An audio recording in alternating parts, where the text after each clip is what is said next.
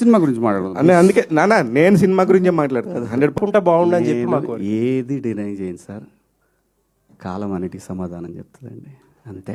Thank you. ఏం మాట్లాడను. All the best. Thank you sir. Navdeep మధ్యలో ఒక చోట ఎవడో వచ్చి అంటే జేబులో పెడితే అన్న అర్థమైందన్న, చదువు లేదంటే రాజకీయం, ఇది వాడతాడు. అది అదే చదువు రాజకీయం అనేది మారుతుంది అన్నారు సార్. ఇప్పుడు మీరు శివాజీ 2.0 లాగా కనబడుతున్నారు, నవదీప్ 2.0 అయ్యేసరికి కానీ యాక్చువల్లీ ఎక్కడో ఒక చోట ఏదో కనెక్షన్ దొరికింది, అంతే.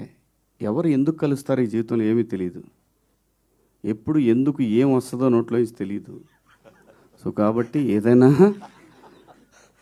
కానీ గుర్తుపెట్టుకోండి, నేచర్లో everything there is a reason, everything there is a reason. ఇది మాత్రం మనందరం గుర్తుపెట్టుకోవాలి.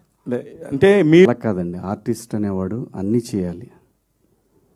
నేను అలాగే స్క్రిప్ట్లు కూడా అలాగే పెట్టుకున్నాను. అంటే నేను పెట్టుకున్నా అంటే తప్పు అవుద్ది, నా దగ్గరికి అలా వచ్చినాయి, మేబీ గాడ్స్ గ్రేస్. ఇది కూర్మనాయక్ తర్వాత వచ్చిన స్క్రిప్ట్ ఇది. సో దానికి దీనికి అసలు సంబంధం ఉండదు, అదొక స్వామీజీ క్యారెక్టర్. దాని తర్వాత కోర్టు మీరు చూసారా మీరు అందరూ. దీని తర్వాత వచ్చే నెక్స్ట్ సినిమా ఫుల్ కామెడీ ఉంటుంది, నేను లయ చేసేది dark comedy, complete dark comedy.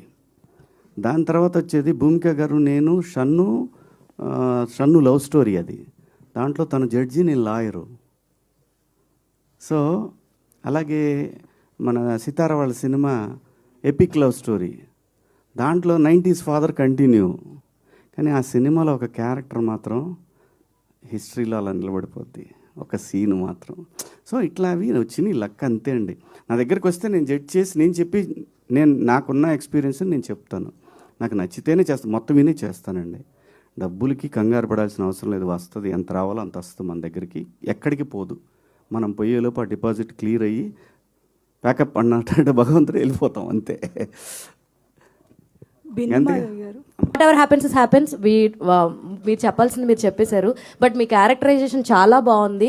And రియల్లో ఉన్నటువంటి ఆ పాజిటివ్ అండ్ ఆ ఎనర్జెటిక్ శివాజీ మాకు బ్యాక్ కావాలి. I hope after this you will be with that power packed. ఈ సినిమా ఫస్ట్ మన ఎమోషన్స్ కన్నా కూడా ఈ సినిమా నిర్మాత చాలా ఇంపార్టెంట్ అమ్మా. సముద్రం సైలెంట్గా ఉందంటే